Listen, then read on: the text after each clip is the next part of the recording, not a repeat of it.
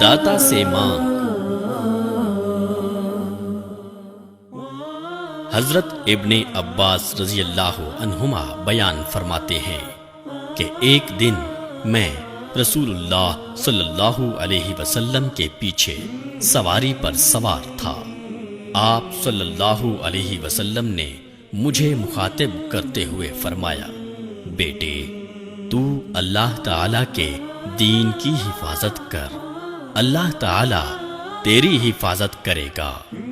اللہ تعالی کے دین کی حفاظت کر، تو ہمیشہ اسے اپنے سامنے پائے گا۔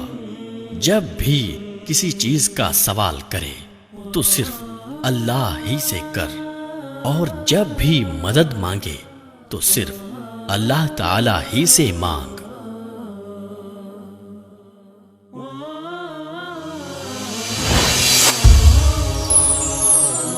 پیغام ٹی وی